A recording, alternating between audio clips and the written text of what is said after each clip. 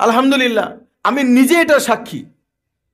আমার গত 4 নম্বর বিবাহ যখন কমপ্লিট হয়েছে, তারপরের থেকে মনে হচ্ছে যে বরকতের ঢল নেমেছে।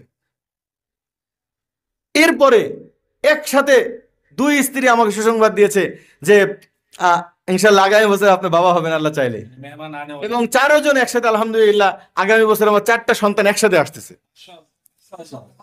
এরপরে দেখতেছে আমার বারাকা আরো অনেক বেশি। আমি বললাম বাচ্চা এখনো দুনিয়াতে আসেই নাই, বরকতের ঢল নেমে গেছে। এই কথা নাস্তিকরা বিশ্বাস না করতে পারে, এই কথা মুমিনরা অবশ্যই বিশ্বাস করবে। মোহতারাম হাজিরিন, আমি আপনাদেরকে বোঝানোর জন্য বলতেছি, আমি আমার স্ত্রীরা বুঝেন না এ দেশের আবহাওয়াটা আছে, এক স্ত্রী আমার বলছে দেখেন আপনার অন্য অন্য বউরা বাচ্চা নিক,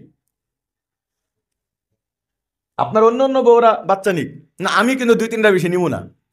কিছুদিন উত্তরায় ছিল তো, উত্তরার বাতাস লাগছে, সুশীল সমাজের বাতাস যার যার গায়ে লাগছে, তার চিন্তা ভাবনা এটা হবে।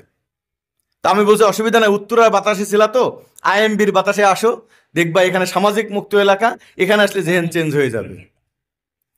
বাস এখানে আসার সাথে সাথে আমাকে 1 মাসের মধ্যে বলতেছে আমি আনলিমিটেড বাচ্চা নিব, এবং কোনো মাঝখানে 3-4 বছর ফাঁকা চলবে না, বাচ্চা হবে, দুধ শেষ আবার একটা বাচ্চা। ইনশাল্লাহ আমি এই দুনিয়াতে আবু ওবায়দার সিদ্দিকা কমপক্ষে 15 থেকে 20টা রেখে দেবো। আপনারা দোয়া করবেন যেন আমার কোনো স্ত্রী কোনোদিন সিজার না করা লাগে, আল্লাহ যেন ওদেরকে অধিক বাচ্চা দেওয়ার তৌফিক দান করেন।